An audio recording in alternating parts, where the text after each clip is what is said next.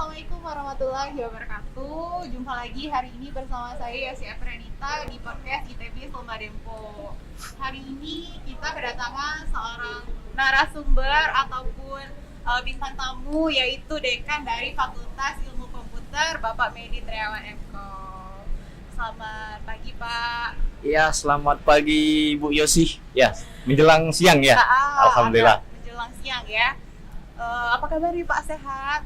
Alhamdulillah sejauh ini Bu baik-baik sih. Sehat ya? Sehat Bu. Karena kalau sekarang sih kalau yang paling utama itu sehat ya Pak ya.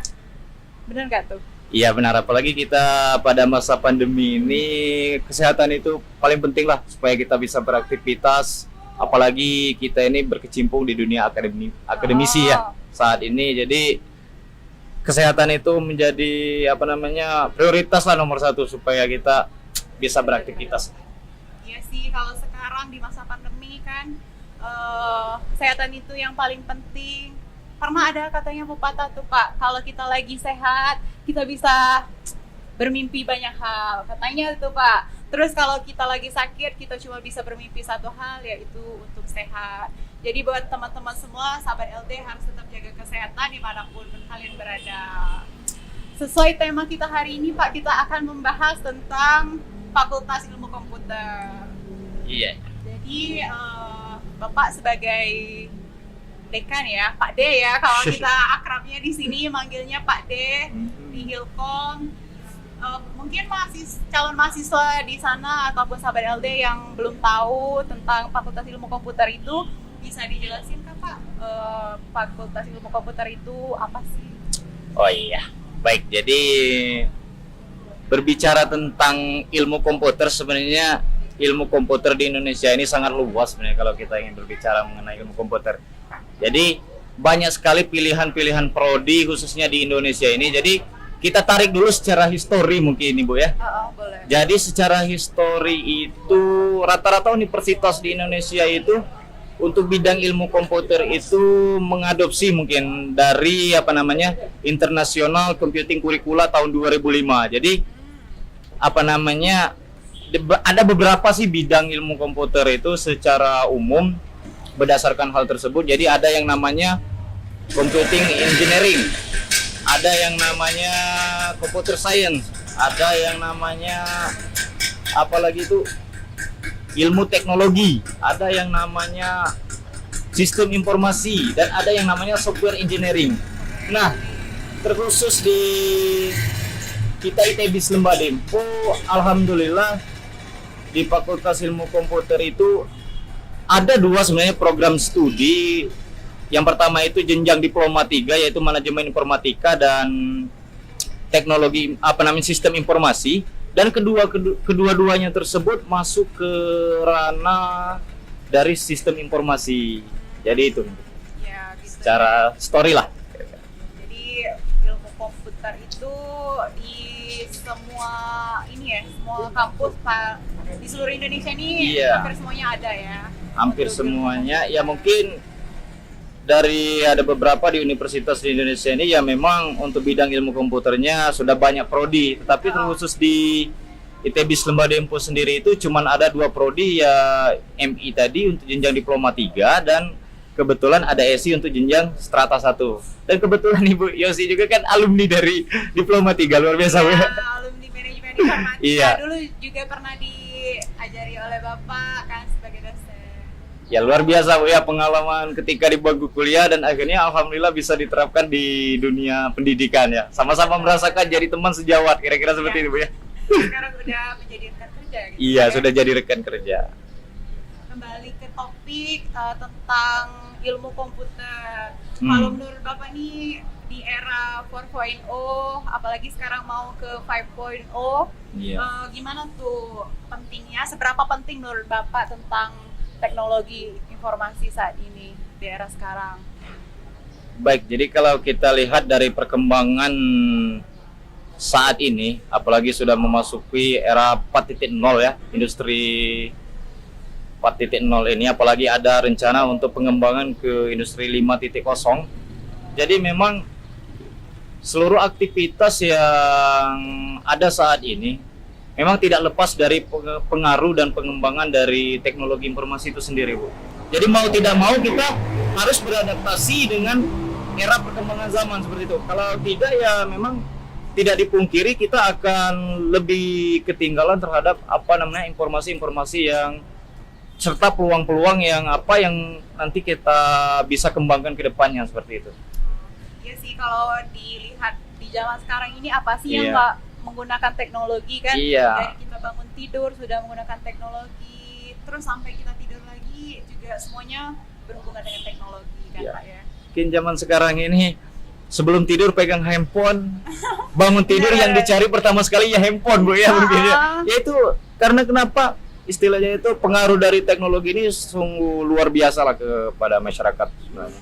Jadi kalau belajar tentang teknologi sekarang satu hal yang sangat penting ya. Iya. Terus apakah di era teknologi sekarang dari ITB Samba Dempo sekarang apakah mengikuti perkembangan teknologi sekarang atau kayak gimana perkembangannya? Ya, alhamdulillah juga ITB Samba Dempo terkait dengan istilahnya apakah mengikuti tren dan sebagainya. Jadi dari beberapa perkembangan mulai dari tahun 2000 sebenarnya Lembah Dempo ini berdiri dan belum namanya ITBIS, Bu. Jadi alhamdulillah dari sisi pengembangan baik dari SDM maupun penambahan jumlah prodi, alhamdulillah yayasan juga beserta unsur pimpinan berkomitmen misalnya untuk melakukan pengembangan dari kemajuan dari Lembah Dempo ini. Makanya di akhir 2020 kemarin alhamdulillah itu kita mendapat izin resmi dari Kemenristek-Dikti untuk perubahan bentuk. Jadi penggabungan dari STIE, AMIK, SETIMIK menjadi satu perguruan tinggi institut yaitu ITB Lembah Dempo ini. Jadi komitmen untuk pengembangan diri itu tersebut baik dari sisi misalnya pengembangan IT dan sebagainya itu memang Lembah Dempo ini komitmen untuk berkembang lah kira-kira mengikuti tren yang ada sebenarnya seperti itu. Berarti ngikutin tren apa yang ada sekarang Pak ya. Dan juga kan di Fakultas Ilmu Komputer ini ada 2 prodi katanya tadi udah dijelasin, ada sistem informasi sama manajemen informatika. Bisa dijelaskan sedikit Pak, apa sih perbedaan dari sistem informasi dan manajemen informatika? Baik, jadi kalau terkait dengan hal tersebut, Diploma 3 dari manajemen informatika dan sistem informasi untuk S1 itu, jadi yang pertama itu sudah terlihat jelas di masyarakat mungkin untuk perbedaan jenjang pendidikan. Jadi ada yang Diploma 3, ada yang strata 1, tetapi secara mungkin struktur mata kuliah juga terjadi kesamaan sekitar 70% mata kuliah itu walaupun Diploma 3 maupun S1 itu sama. Tetapi yang menjadi perbedaannya di mana di sini mungkin dari profil lulusan nanti yang akan dihasilkan baik Diploma 3 maupun S1 itu memang di istilahnya output dari lulusan itu memang berbeda sesuai dengan kurikulum yang digunakan dan profil lulusan yang mungkin telah disusun seperti itu. Iya. Terus kalau misalnya di sistem informasi ataupun di manajemen informatika itu apa aja sih yang dipelajari kira-kira selama berkuliahan nanti? Oh ya, jadi seperti ini. Kita harus mengetahui dulu sebelum jauh melangkah ke situ sebenarnya yang paling penting itu ketika saya mengambil jurusan Diploma 3 manajemen informatika itu kira-kira nanti setelah saya lulus ini jadi apa kan seperti itu. Karena rata-rata cita-cita dari para lulusan itu kira-kira kalau saya nanti tamat atau jadi alumni, saya ini bekerjanya apa dan jadi apa kan kira-kira seperti itu. Nah, jadi terkait dengan 2 prodi tersebut sebenarnya ada perbedaan tersendiri untuk profil lulusannya. Nanti mahasiswanya prospek kerjanya ketika lulus untuk misalnya Diploma 3 itu lebih cenderung nanti alumninya akan bekerja di bidang programmer. Iya, dia bisa nanti akan pada saat mungkin perkuliahan itu akan lebih banyak belajar bahasa pemrograman dan juga mungkin nanti untuk Diploma 3 juga akan nanti IT eksekutif mungkin jadi. Ya, prospek kerjanya bisa jadi IT eksekutif.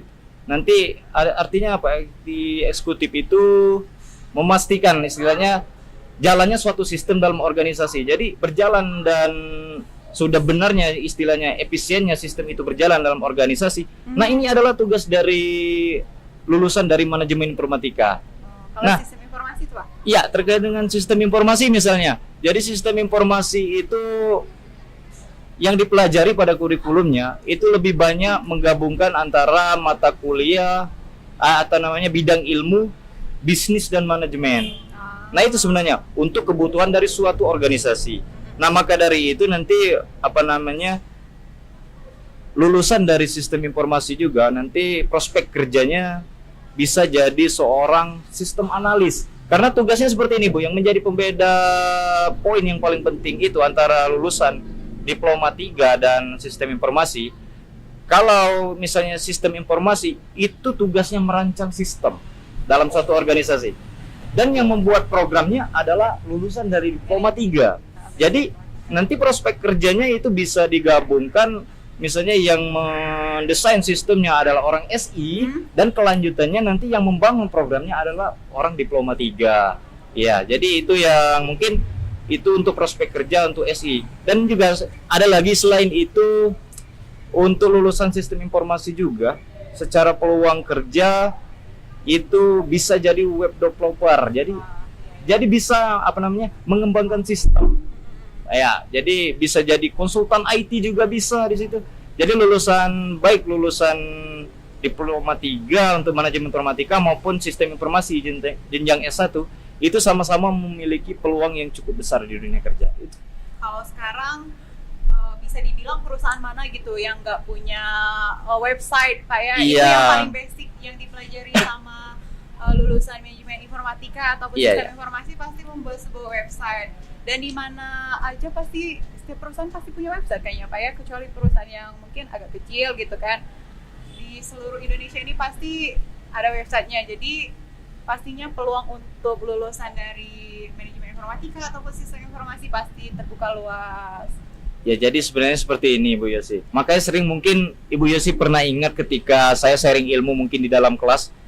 Jadi kalau saya mengatakan kepada adik-adik mahasiswa atau rekan-rekan di dalam kelas itu, sebenarnya paling beruntunglah kalian mengambil jurusan ilmu komputer. Karena kenapa? Gini, enaknya seperti ini. Pada zaman sekarang ini, bukan berarti program studi yang lain itu tidak, istilahnya tidak baik, bukan seperti itu. Tetapi pada zaman saat ini, perusahaan, organisasi, dan perkantoran mana yang tidak ada komputer?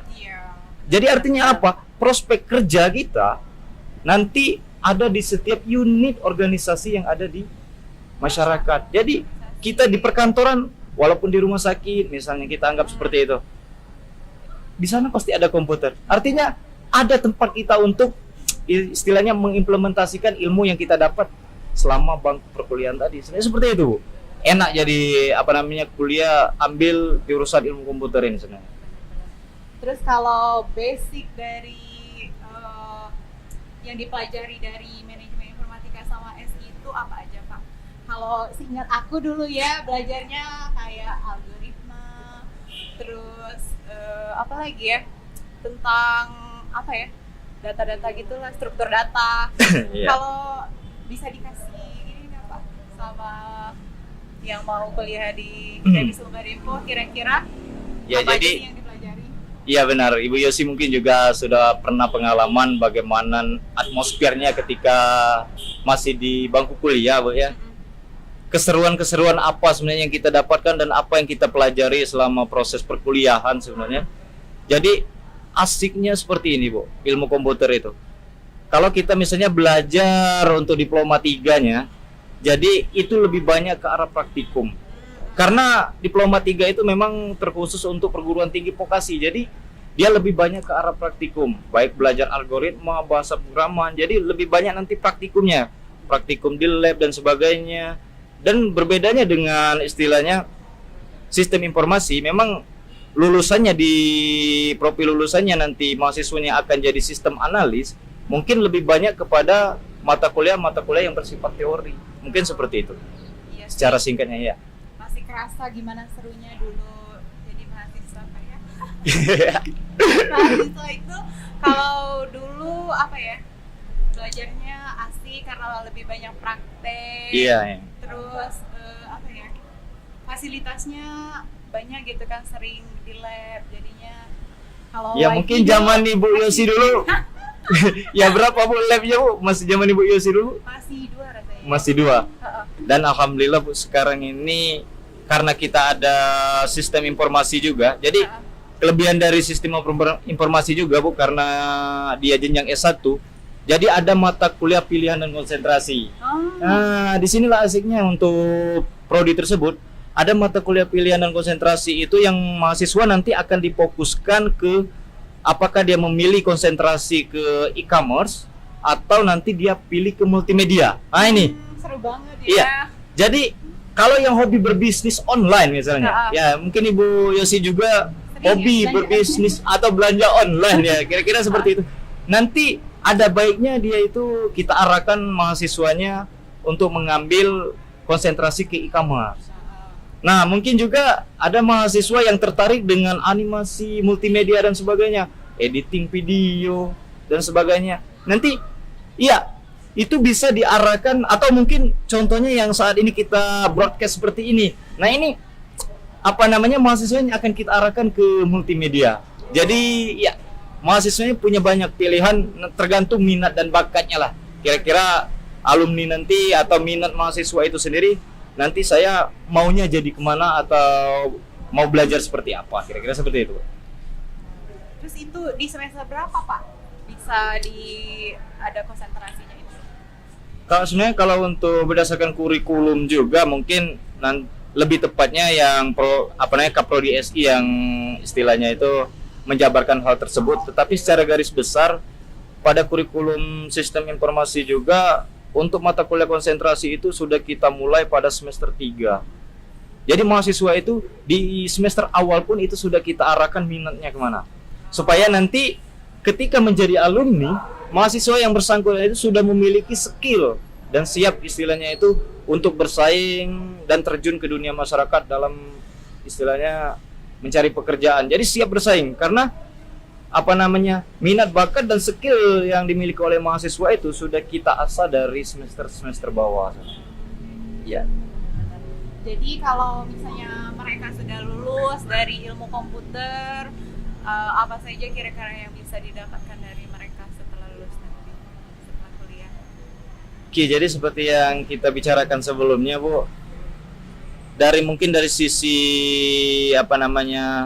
prospek kerja tadi sudah dijelaskan maupun profil lulusan, tetapi secara pengalaman karena zaman sekarang ini kita bisa lihat mungkin adik-adik mahasiswa zaman sekarang ini kalau dikatakan dengan ilmu IT rasanya tidak bisa kita hitung mungkin hanya sebagian kecil dari adik-adik mahasiswa yang tidak mempunyai gadget lah kira-kira. Artinya apa?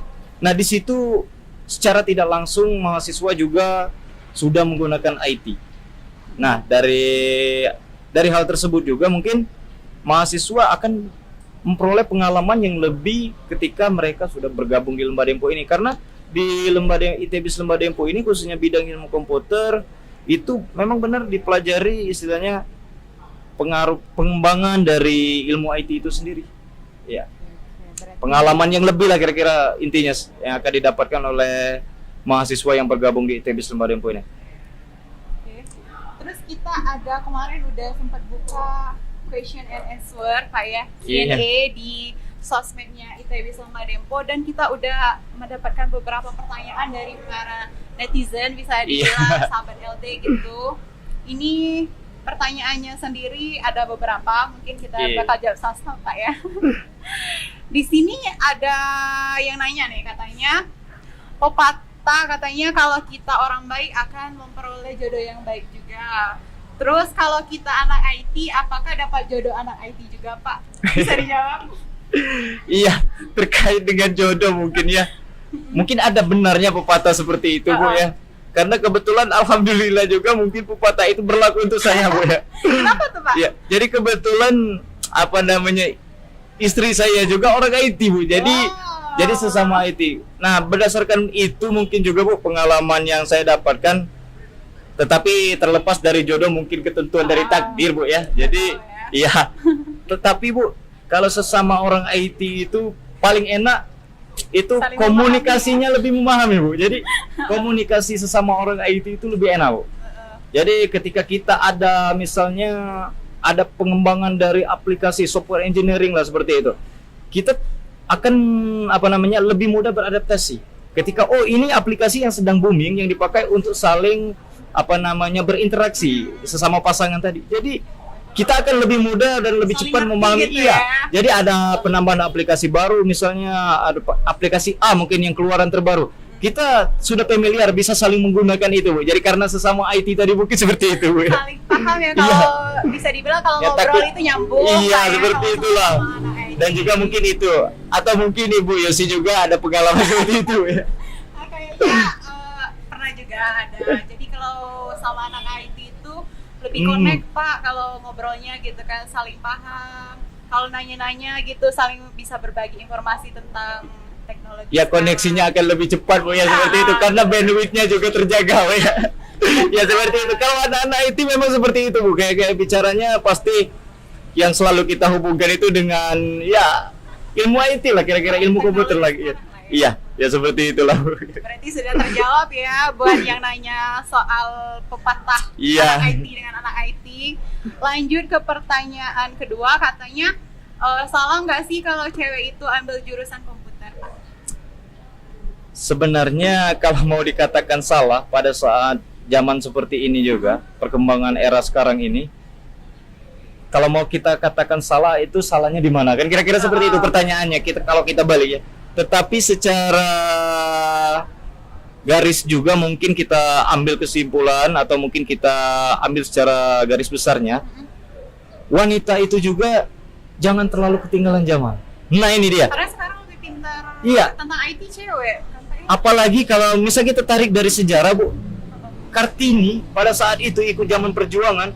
Kalau mau dilihat dari sisinya, ini seorang wanita berjuangnya untuk membela kemerdekaan itu kira-kira seperti apa. Tetapi tetap ngotot untuk ikut berjuang. Nah, sama halnya pada zaman sekarang ini, mungkin Kartini yang ada di Indonesia ini juga harus familiar dengan perkembangan ilmu IT supaya nanti apa? Paling tidak kita ambillah istilahnya itu bisa mendidik anak istilahnya untuk memahami ilmu IT.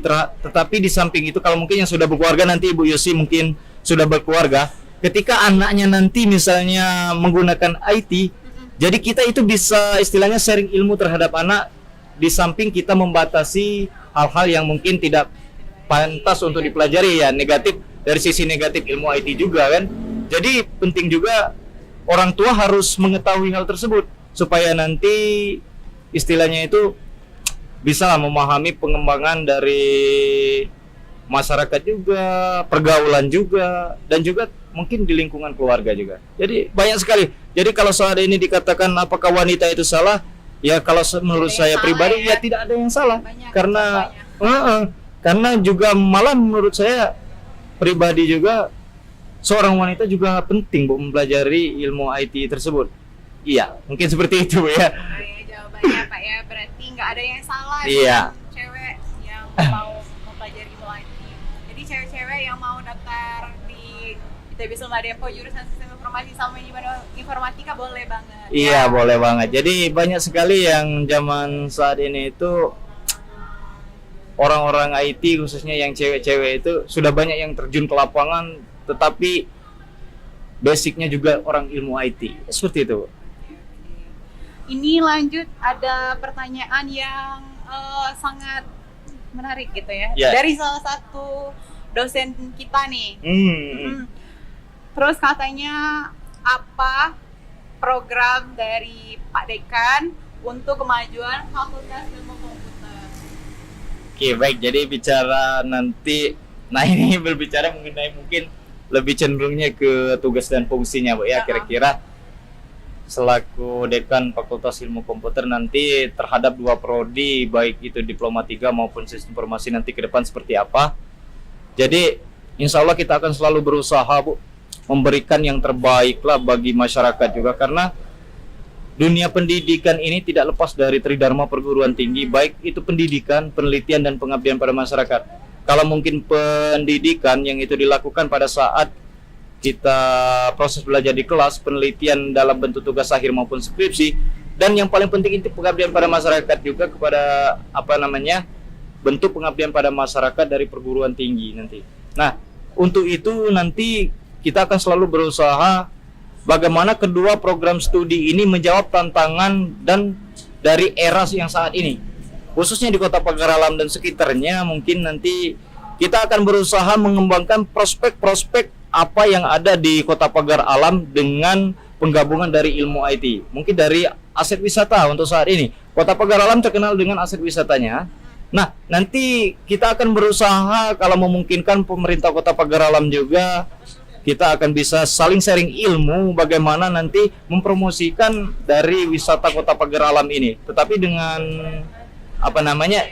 paling tidak ada penggabungan dari akademisi dan pemerintah. Kita tidak pernah lepas dari itu, dan juga kita akan tetap terus menjaga mutu dari lulusan kita supaya siap terjun dan bersaing di dunia masyarakat. Insya Allah kedepannya seperti itu, Bu. Ya, pasti ada progres untuk kedepannya, dan jelas. Program-program yang akan Bapak bawa nanti untuk ya insya Allah nanti kita akan coba kita susun, karena pengembangan juga ITB Lembah Dempo ini baru terakhir kemarin sekitar akhir 2020, dan insya Allah kita akan lebih maju lagi, berkembang sesuai dengan moto perguruan tinggi kita. Walaupun kita perguruan tinggi lokal, tetap berwawasan global, kan seperti itu, Bu. Ya, kita akan berusaha mengikuti tren lah, baik dari bidang IT maupun bidang ilmu yang lain lah. Karena di Lembah Dempo ini juga selain dari ilmu komputer, ada juga ilmu ekonomi dan bisnis. Nah, itu nanti mungkin untuk lebih jelasnya nanti adalah dekan dari ilmu ekonomi dan bisnis yang akan memaparkan itu ya. Jadi kayaknya udah banyak nih pertanyaannya, sebenarnya masih banyak, tapi tadi udah kayak gini ya. Sebenarnya kalau bicara tentang ilmu komputer ini, Bu, semakin asik, jadi lupa waktu, Bu ya. Jadinya masih banyak hal menarik yang ingin dibahas, Pak ya. Mungkin nanti di next lain kesempatan ya. Bahas lagi, mungkin teman-teman yang mau tanya nanti bisa tanya lagi di podcast selanjutnya. Iya, atau mungkin bisa berkunjung lah, main-main lah ke ITB Lembah Dempo ya. Walaupun mungkin belum jadi alumni, mungkin kalau ingin bertanya-tanya terkait dengan ilmu komputer juga, silakanlah bermain-main, sharing, bergabung di ITB Lembah Dempo ini. Mantap.